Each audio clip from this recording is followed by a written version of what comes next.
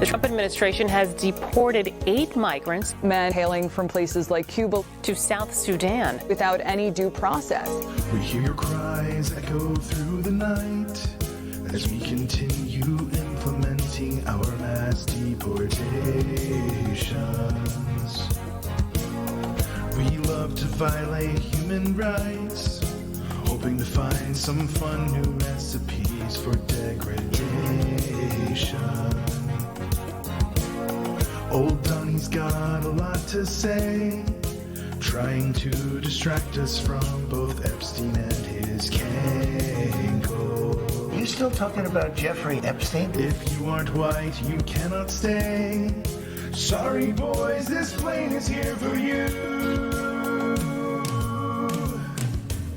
We're gonna rip your family away from you. There's nothing that honest men won't stoop too low to do. We're shipping immigrants to Africa.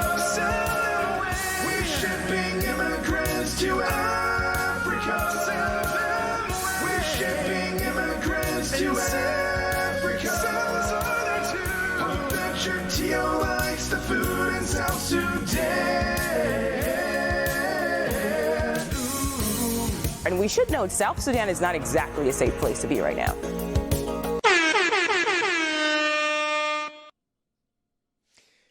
To quote one of my favorite sports movies of all time, I feel shame. That is from Slapshot. Hockey! That's a hockey reference. Hey, good job. Roy! Goaltender. Absolutely. I feel shame. You Go to penalty box. So, I don't know how the food is in South Sudan, Roy, and I don't know how your Tio would feel about it, but I do know the weather is kind of similar, at least to Miami. Actually gets a little cooler at night. It's the rainy season, like it is here, and it can get up to like 90 degrees, but at night it cools down like into the 70s. No humidity over there. Which is sort of lovely. I'm just trying to look at the at my cerveza, my cerveza half full over here. But coming up on the show, we have a woman whose fiance disappeared for a while inside Alligator Alcatraz, which is kind of scary.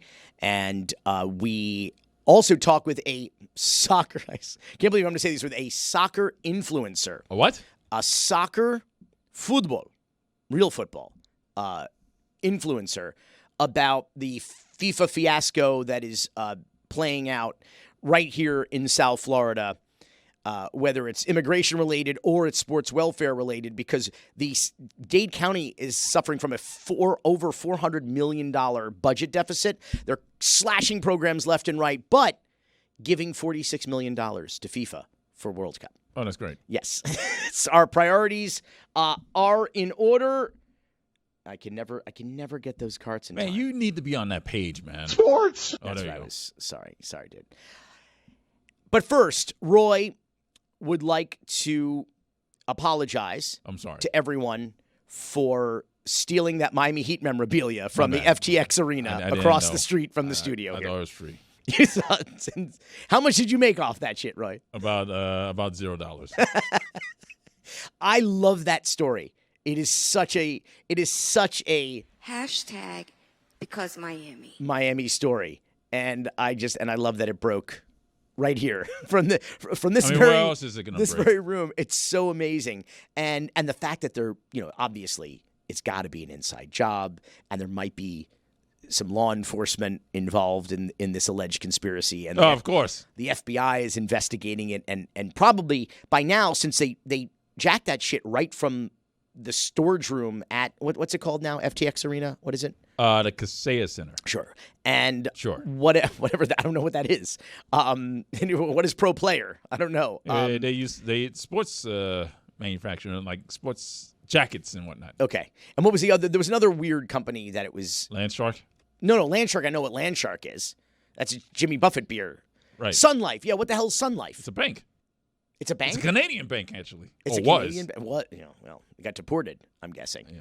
So they must know everything about this. Whatever happened over there, they must know everything. They know exactly who it was. They know exactly who was involved. And I love that it was just like so bumbling, too. There was just like, you know what? We're going to get caught because we're just going to sell all of we're going to steal it right out of the door and then like turn around and sell it immediately. And it's so around good. eBay. It's so embarrassing. And it's so Miami. And there's actually, we could use some laughs right now. There's a joke. I don't want to spoil it. There's a joke towards the end of the new Naked Gun movie. That's one of my favorite jokes in the movie. Oh, you saw it already? I saw it on Monday. Lucky bastard. It was like, it's like they fed all the Police Squad scripts and all the Naked Gun scripts into ChatGPT and said, give us a reboot. In that way, it's kind of perfect. Like, it's not like a great movie, but it's hilarious. And I can't remember the last time I sat in a movie theater and watched a comedy like that. Are they going to make a sequel?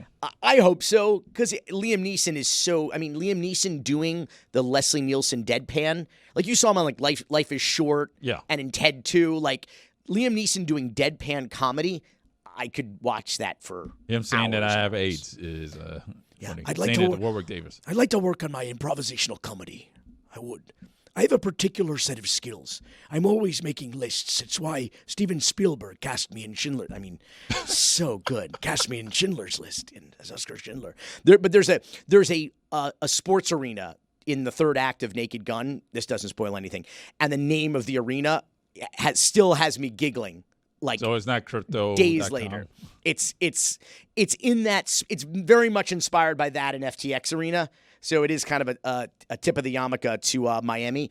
But before we have our first guest in studio, I want to update you on a story from last week. You'll remember, Roy, Emilio Gonzalez was on the program. Yeah. The former city manager of Miami turned mayoral candidate who got booted off the ballot along with everybody else running for mayor and city commissioner in November because the city of Miami commission unilaterally 3-2, the mayor Francis Suarez signed off on it. They were going to cancel the friggin' election. Only in the Banana Republic, baby. Only in Miami. Well, you'll recall last week, Emilio Gonzalez told us that a lower court found that to be unconstitutional, and then the city of Miami was wasting everybody's time and money and enfranchisement to appeal that ruling. And 6 days later, just yesterday, that appeals court decided, the 3rd District Court of Appeal in South Florida said, we affirm the lower court decision. Big time win. And indeed, what the city commission tried to pull by canceling this election without bringing it to a referendum, without allowing the voters to decide whether or not to move elections from odd years to even years, that was unconstitutional. And so, as Emilio Gonzalez promised, there will be an election so far. Now the city has to decide whether or not they will appeal to the Florida Supreme Court. Oh, boy. So, this is going to go way past midterms, isn't it? I don't think so. It's got to, if it's going to be heard, it's going to be heard on an expedited basis. Because right now, elections, yeah. Yeah, because it's either going to happen or it's not going to happen in November. So the courts have got to make a decision. And I think it's clear which way the wind is blowing on this case. I mean, the city is 0-2 so far on this. By the way, the city is, they're worse than 0-2. That's just on this case. I mean, they only city attorneys, only lawyers working for the city of Miami, what would you compare them to? Like meteorologists. Like the jobs you can be that consistently wrong and still get paid and have a job. I mean, they're the worst over there. And they're independent counsel. When they get outside counsel, they're the worst because they're just there playing with the house's money and churning the file and ringing up attorney's fees on the taxpayer dimes. And the judges, there was one case against the city where the judge was like, none of the city of Miami's arguments make any sense. Like it's literally in the court order. But they don't care. They gleefully at the city of Miami violate their oath of office, violate the state constitution, the charter of the city of Miami, which is effectively the city constitution, and the Constitution of the United States all the time, intentionally and gleefully, using the cover of their mob lawyer city attorney. Used to be Tricky Vicky Mendez, now it's George Weissong. And their attitude about it is, fuck you, sue me.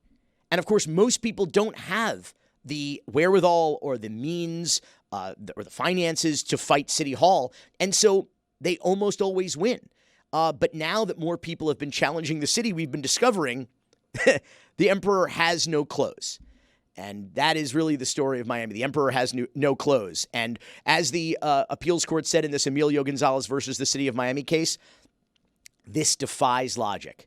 That, to me, is an evergreen comment that you can make about the city of Miami.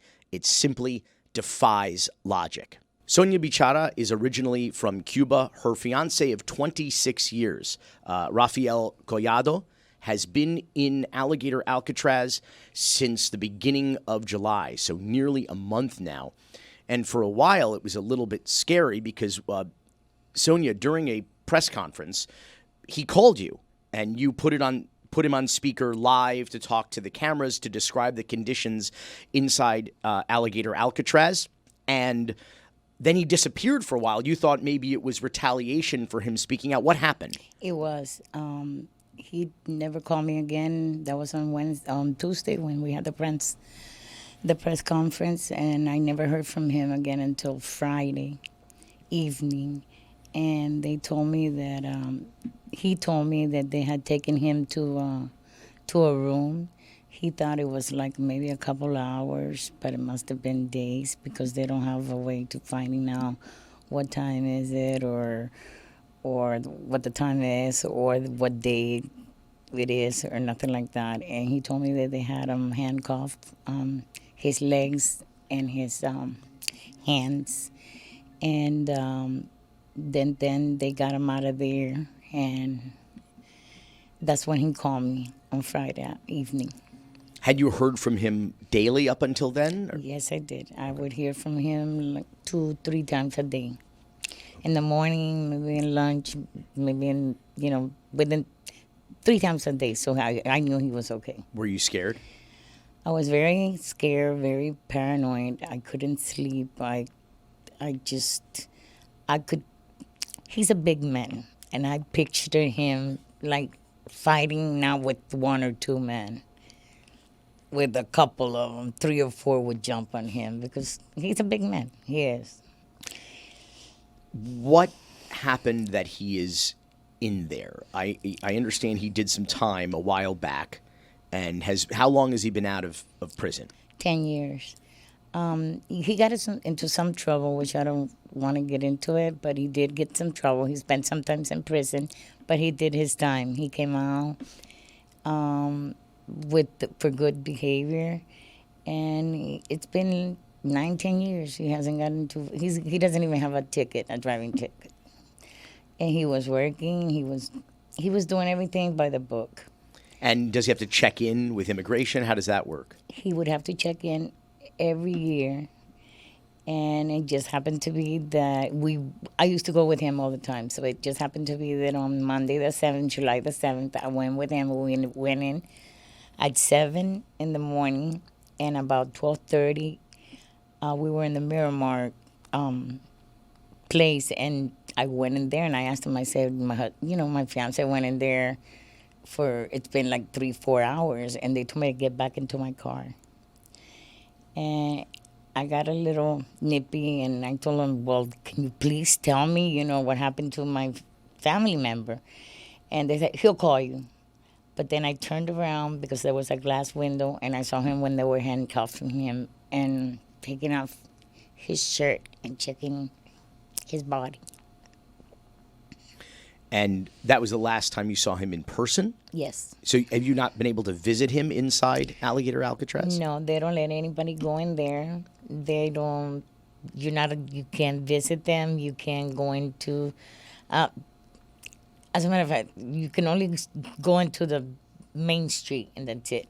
Right, outside. The outside. You're not allowed to go in there for nothing. Well, it sounds like they deliberately tried to hide the fact that they were trying to detain him from you. Is that true? Yes, I believe so. And I believe that they knew what was going on, and at the time they didn't want to tell me anything. As a matter of fact, they were like really rough and nasty. They told me not in such a nice way to go to my car. I was going to get arrested. You were going to get arrested? Yes. For what? For getting out of my car and going and ask them because I wasn't allowed to get out of the car. For asking them where your fiancé was, Yes. who you take every year for this meeting and usually I imagine, how long does it usually take? He comes back. Usually he would go in there, give in his paper, and they would tell him, okay, come back in a couple of hours. But that day, they didn't let him out anymore. Let me ask you, there seems to be some confusion in terms of jurisdiction. Alligator Alcatraz feels like a bit of a purgatory. It's like a no man's land. No one's sure. There was just a finding that the Chrome Immigration Court has no jurisdiction. Lawyers aren't even sure who to petition or where to file or where to appeal or what the hell's going on. What is Rafael's status? Like, like he's been there, but are they trying to deport him? Is he what is happening? Really nothing, because no immigration officer has been in there and said anything to them until a couple of days ago. I think Friday when he called me. But he couldn't tell me what really they said because he wasn't there. He was in the holding cell. And what he told me was that they said that they would only hold the Cubans for 90 days and then they would let them out. But you would have to start counting from another facility, not from this facility. Like the 90 days, it wouldn't be counted from this facility. So it is a purgatory. Yeah. It is it doesn't count. It doesn't count. But he could be held there indefinitely, or he can be held in there as long as they want to. And effectively, he has no status. It's not like he's waiting to go before a judge or he's waiting to go to another. You just don't know. No, we don't know. I don't know nothing. He doesn't know anything. Nobody has told him if he's going to get deported because his paper says revised. Other people's papers say that they're going to be deported. So I'm sorry. What is it? What his papers say? What his paper? Yeah. The paper, the immigration revised. Like they're going to revise, his status, but they haven't done anything. So at the moment, there is no, that you're aware of, deportation order for him. No, he does have a deportation order, but not right now. Okay. And so where would they want to send him or try to send him? To Cuba? No, because when he got out of prison, they sent the paperwork over to Cuba, and Cuba doesn't want him. So Cuba denied him. So that's why they had to let him out. And they either wanted to send him to Mexico or Salvador. But nothing ever came of that, or they're going to try to now? Or? Well, the Mexican president said that she didn't want anybody over there except her people. Mexicans. And Salvador, he says he's not going to sign there because they're not going to let him out. They're going to put him in the prison, and it's going to be worse. So there's a lot of people in the Cuban community in South Florida, a community that voted for this president and this administration by nearly 80% majority. And there's a lot of people that I understand it, and you could tell me, I'm on the outside looking in, you're on the inside, that are very, very scared. I made documentaries about a lot of criminals in my life, people who came to this country, young immigrants. They made some bad decisions, made some mistakes, particularly in Miami, in a certain time, in a certain era. Young immigrants and a lot of other Americans, too, got involved in the drug trade, got involved in things that seemed like the American dream or a great opportunity to make money. They got in trouble. They did their time. The criminal justice system may be flawed, but we said, this is what you got to do. This is the punishment. You go away for this long. And then they came out. They became law-abiding, members of society and taxpayers. And if this is the standard now, a lot of our friends and neighbors in Miami are in danger. They are. I think everybody here is in danger with this president. Not just the Cubans, everybody. Because he's going to turn people against each other, of which he has already turned people against each other. If there's not a war, he's going to create one outside in the streets. And that's what happened to Rafael. He came here when he was 18 in the 1980s. So he made a mistake. I mean, he definitely made a mistake, and I'm not trying to hide that from anybody. But he paid for that mistake. he really paid for that mistake half of his life. So why should he be paying for it again right now? Because to me, it seems like he's paying again for what he did years ago. And since he came out, he was a good citizen, working, never, like I'm telling you, never got a speeding ticket. Are people in this community, in the Cuban American community in particular, in the exile community in Miami, afraid? Because not a lot of people are talking about it, because a lot of people supported this policy. I mean, effectively voting to deport themselves. Yes, so what is the sentiment like? Are people like kind of quietly talking to each other about their fear? Or? I think people are just talking among each other and saying that they're going to do this and they're going to do that, and they don't do nothing. I'm not scared. If I'm going to die, I'm going to die. If I'm going to live, I'm going to live. But I'm going to give, that's why my parents brought me here to the United States, so I can have freedom of speech and I could be free. And if you don't talk, it's like you're not free. Your hands are tied. You have something over your mouth and nothing like that. And I'm not going to keep my mouth shut. I'm going to talk and say whatever I need to say. How long have you been here? 62 years old. 62 years. You've been here for 62 years. So you're an American. I don't know nothing about Cuba. I've never been to Cuba. I grew up in Hialeah. Then I moved to Savannah, Georgia, in the little hick town, and that's it. I don't know nothing. I don't know. I hear things from Cuba. I don't have any families over there. All my family's here, and I hear things from Cuba from what I hear on the news or the TV. Or are you an American citizen? Do you Yes. do you vote? Yes. Do you mind if I ask you who you voted for president last November? Trump. How do you feel about that now? I feel that he promised us a lot of things that he didn't come through with it, which I'm all great for. If you made a mistake and, you're a child molester or whatever, you pay, you got to go. If you don't have papers, you got to go.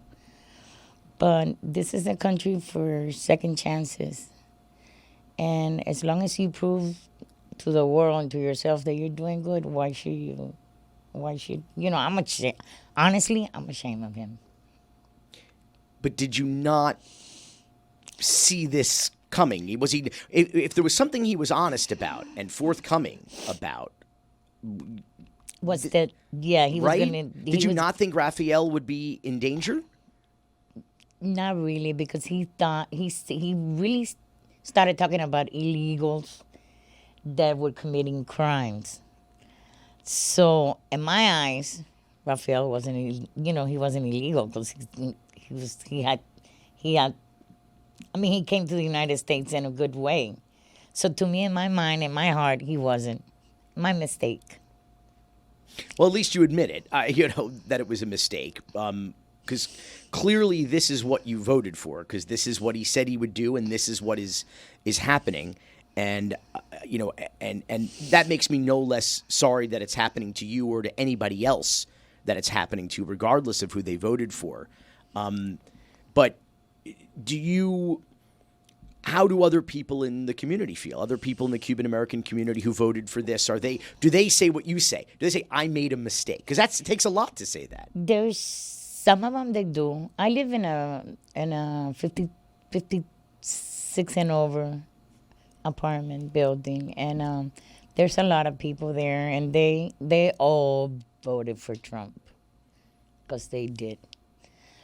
Some of them are still with Trump, some of them are not, but only a few. And they keep coming up to me and telling me, okay, yeah, I made a mistake. I never thought he would do this and that, but it's too late already, And plus they're scared because they're old. They're older than me. They're in their 70s, 60s, 80s. They're older. They're scared that they might be deported, even though that they're citizens. How do you think, you said your parents brought you here for the freedom of the United States?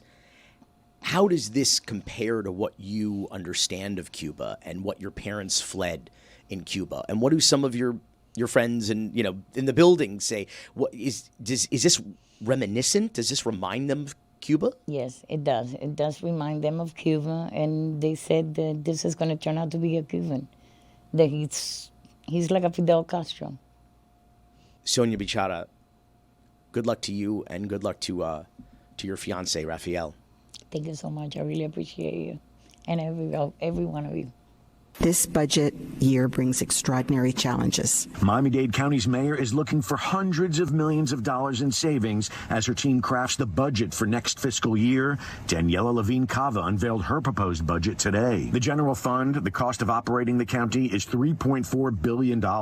There's an approximate $400 million deficit. The county funds things like the sheriff's office, the county fire department, transportation, parks, and other core services. While dealing with the deficit, commissioners voted in favor of giving FIFA millions of dollars to bring World Cup matches to Hard Rock Stadium. For clarity, the County of Dade has a $402 million budget deficit this year. They are cutting senior services, meals for underprivileged children. They are cutting all arts grants and funding, which incidentally generate billions of dollars into the economy of this community in this state every year. They are talking about charging to go to public parks like Tropical Park. So reducing services for those in our community who need them most and increasing fees and prices. Of course, everybody's taxes will go up. They keep saying like, oh, but the millage rate is staying the same. It doesn't matter. When property values go up, even if the percentage stays the same, you're still paying, you're paying more because that same percentage is now a higher dollar amount. It's amazing how math just eludes people, Roy. They could just pull the wool over everybody's eyes by saying, but no, we're not raising taxes. Yes, your taxes will be higher and you will pay more, but we're not raising your taxes, so reelect us. Semantics. You know that in this town we don't recycle our trash. We reelect it. If you put garbage in, you're going to get garbage out. So let's start with the sports welfare aspect of this because it gets so much worse here. FIFA is still getting $46 million from Miami-Dade taxpayers, even while they're cutting $402 million from the budget, raising taxes, cutting services, and giving FIFA $46 million. Now, mind you, this wasn't an incentive for FIFA to come here. They had already announced that the World Cup was going to be held here. So it wasn't much of a quid pro bro. It was like FIFA already announced, and then they're like, yo, we want money. And Dade County's like, absolutely. Because they never say no to sports welfare here. Whenever they tell us there's no money for this, there's no money for that, there's no money for parks, there's no money for arts, there's no money for seniors, there's no money for kids, there's no money for schools, there's always 8-9 figures available for the millionaire and billionaire oligarchs that own our sports teams and overdevelop our community. Danny Navarro at Travel Football Fan on the socials. A Miami native, is that right? That is correct. I was raised in Miami, lived in West Kendall, graduated from Fields Varela. So if anyone recognizes me or went to that school, Dolly. Oh, that's definitely Miami. Well, West Kendall, as A-Rod calls it, the ghetto. And further west, closer to the swamp than to the beach, as I told my wife. Speaking of which, you've been deported, self-deported from Miami. Yes, basically. All right. I live now in Northern Virginia. Now I've been here for over 10 years now. Oh, good, you got out. Yeah, basically. but you cover all things football. Correct. Specifically with the World Cup, I've been, tracking the event for the last, now 3 years, really trying to help fans save money and find ways to travel this continental World Cup. We went from Qatar being, in terms of geography, a Disney World Cup. Fans can go to 3-4 games all in one day to this ginormous thing where we have 3 countries, 16 cities, 48 teams, 104 games. Gluttony, perhaps? But that's where we're at right now. Not a man that does not have a problem with math. So let's do this math here. $46 million for FIFA. Now, originally you had your hot take was that's not a lot of money compared to what other governments have invested in these games. Correct. I mean, if you look at what other cities are dealing with right now in terms of their budgets, they're dealing with like 500 millions of dollars to improve their stadiums, improve their transportation systems, try to get hotel rooms up, because like places like Vancouver, they don't have enough hotels. Funny enough, one of their plans is to bring cruise ships to alleviate the room discrepancy. So for all the complaining that we did towards Qatar on those fronts, right, not the human rights part, that's totally legitimate arguments to make, but like on things like the cruise ships, oh my God, you know, how funny that they're doing that. We're going to have to end up doing the same. And so when we look at Miami, why did Miami pursue a World Cup if we were going to have a $400 million deficit? Like, that absolutely makes no sense to me. And the other further point to that is none of this $46 million is going towards public transportation. Right. It really doesn't affect the fan experience in any way. A lot of it's going to pay off-duty police officers. Correct. And in fact, at least half of it, I think, is going towards waiving. 25 million. Right. Overtime pay. And by the way, here's the thing about this. If you've been going to Joe Robbie Stadium for as long as I've been going to Joe Robbie Stadium, which is probably from the very first event or game that was ever held there, 35 years ago. How long has it been? 87? It's been like 19 names ago of the stadium. But I would. It will have the 20th name, by the way, Billy. It will be Stadium Miami because of FIFA's branding and regulations. Stadium Miami. Yeah, it'll be Miami Stadium. Yeah. Sure. Why not? 20th name. Where's FTX when you need them? Yeah, right. Exactly. But I will tell you this. They have off duties from like virtually every police department in Dade and Broward County that gets paid to be there. None of them know what the hell they're doing. They're all giving you contradictory. There's no traffic pattern or plan. One group of cops on one corner will point one way, the next guys will point another way. It's a total free-for-all, and it's a total mess. And I will tell you, a buddy of mine just said that he came into town. He was just here for the F1, I guess they have like a practice day, and he stayed in qualifying in South Beach, and it took him, he said, almost 2 hours to get from his hotel in South Beach to the stadium, and then over 4 hours to get back from the stadium to South Beach, and that wasn't even for the race. And that's what I tell my followers. Exactly that information, because they can trust it, because I'm from Miami. Like, they should be listening to me. And the other thing that I wanted to mention, Bill, is that during the Club World Cup, I had scores of my followers send me video and messages complaining how they had to walk almost 45 minutes to an hour from one end of the stadium. They were probably like on the east-facing end of the stadium towards the Florida Turnpike, walk around to Lot 40, which was this basically a grass field next to a canal, no signage, no one helping to help people with limited mobility, young kids to get to that place where they had to go get the Ubers. And so they were basically paying the folks going around in the golf carts $150 Yeah, those folks to get them over to that lot, and there's no signage. Thankfully there was no alligator there on the canal either, to try to mess with people around. So it's just all this money that is being given, again, $25 million towards government services, right, the cops and stuff. The other $21 million is labeled as cash support.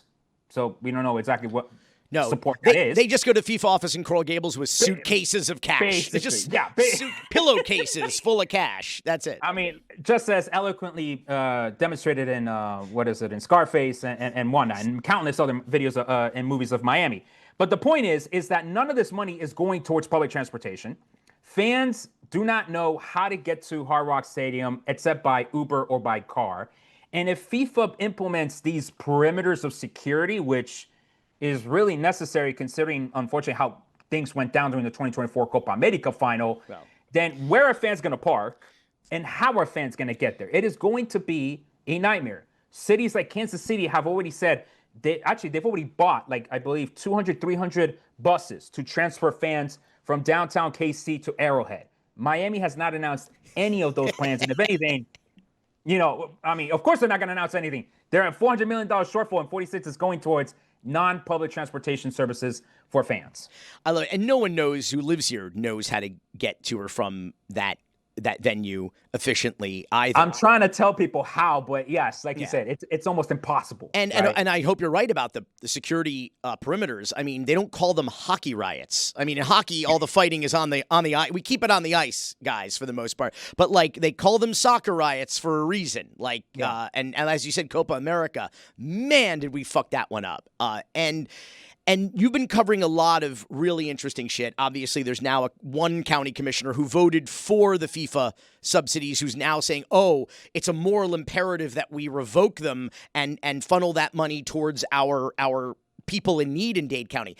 That Yutz is the same guy who voted for it, knowing or should have known that there was a cliff coming up with this budget. And now all of a sudden he's like, these guys. There's a reason why there's cities like Phoenix, like Vegas, like Chicago, that did not want to go through this bidding process with FIFA to host these games. A lot of people from Chicago always constantly in the comments telling me, like, hey, man, how come my city didn't make it?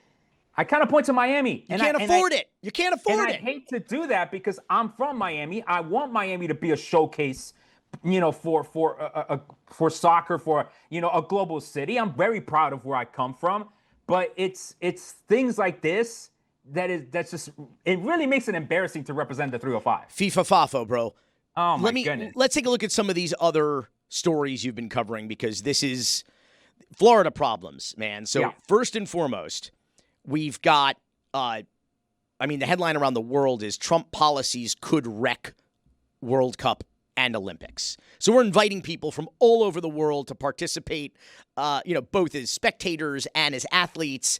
And you've got the Mexican consul in Orlando warning people to take extreme precautions or not come to Florida because they will detain you for anything down here. Alligator Alcatraz, not good for international tourism here in Florida. You've got the story you covered, which is Trump may ban visas for Brazilians for the 2026 World Cup. You have, what was there? There was wasn't there a group of school kids that couldn't get visas?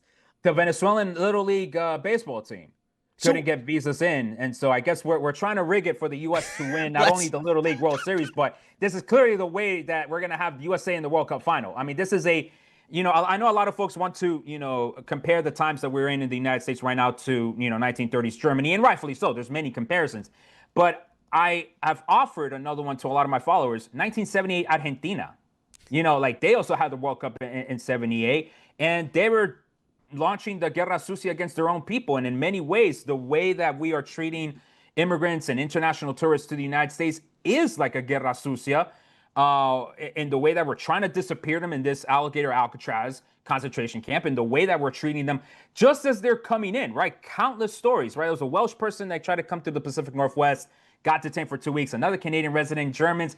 Everybody is getting this draconian treatment from this administration. And so I did want to highlight how even though we're still having these shortfalls in the budget, even though we're having all these issues, these same politicians are saying that we're going to have a $1.5 billion economic impact on the positive side because of these games. And what I'm beginning to tell my followers is maybe the fans do come. Maybe we brave it. And I'll talk specifically more about Mexico in a second because it actually is very important.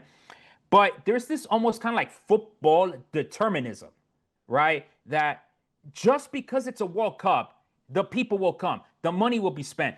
We will have this. All I'm saying is, are we sure? Because all of these policies are already having effects to American tourism. American tourism is down bad. The U.S. Travel Association is already saying these measures like the visa integrity fee, $250 for anyone that wants to come to the U.S., you have to pay this visa integrity fee, which is just coded in racist and anti-immigrant nonsense. Of course fans are not going to want to pay all these fees up front and then maybe A, not even get their visa approved, but then 2, you're already starting a trip with this assumption that you are a bad person. Who wants to come to a place like that? Well, I should ask you that. You interact with football fans from all over the world every single day. I mean, do they want to come to Miami for the Para Sucia, Guerra Sucia that we're going to be having down here? I mean, what is the sentiment? Yeah. So the thing is this. fans still want to follow their teams, right? Yo soy colombiano. If Colombia is playing in Miami, my ass will be down there in 2 seconds, right?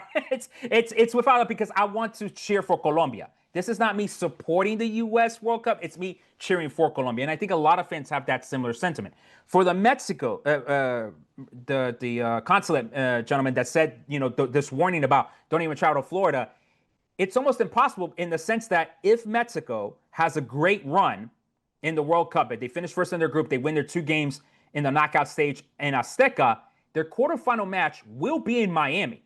So we are going to have Mexicanos, both that live in the U.S. and from Mexico, flying to Miami because that is one of the best traveled supporters groups in World Cups. The Mexicans come through. Their team could be trash, but they will come through and bring the party.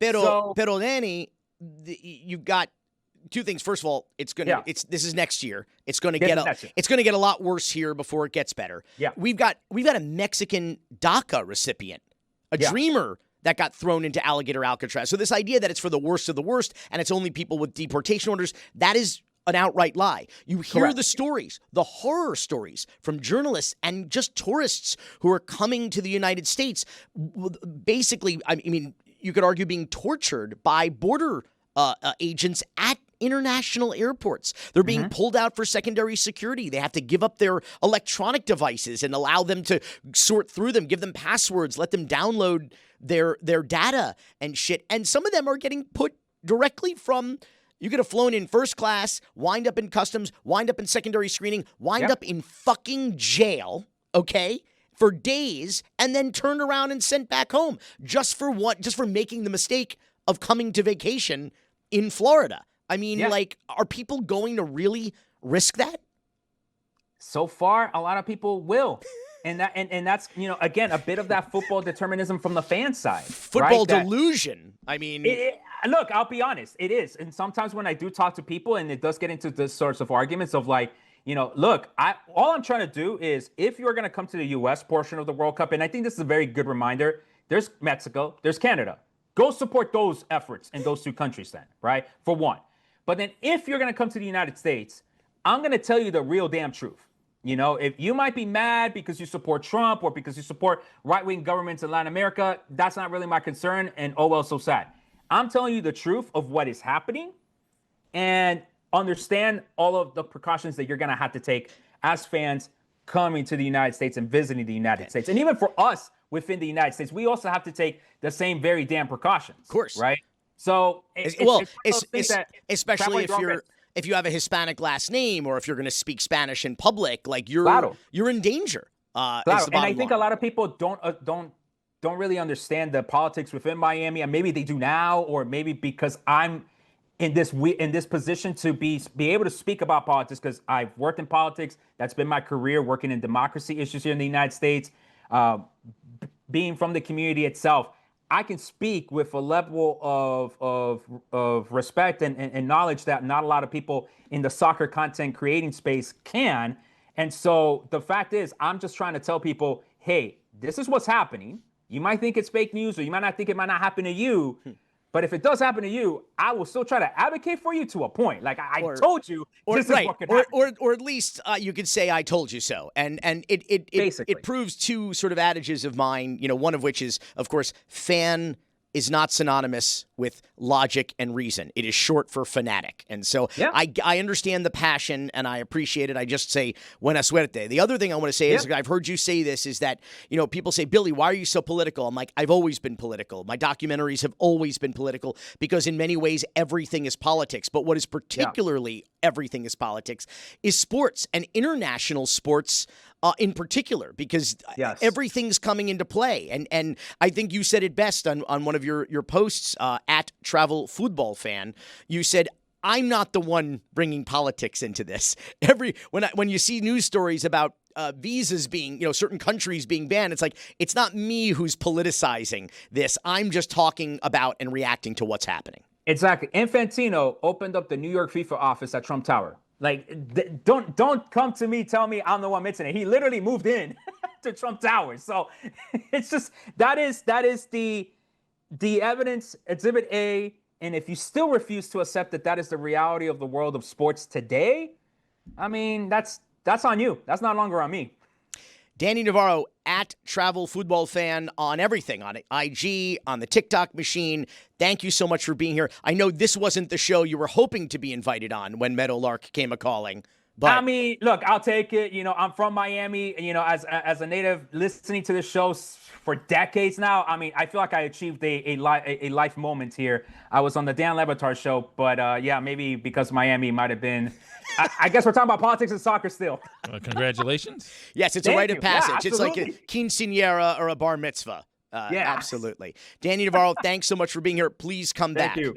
I will, absolutely. Cocaine's.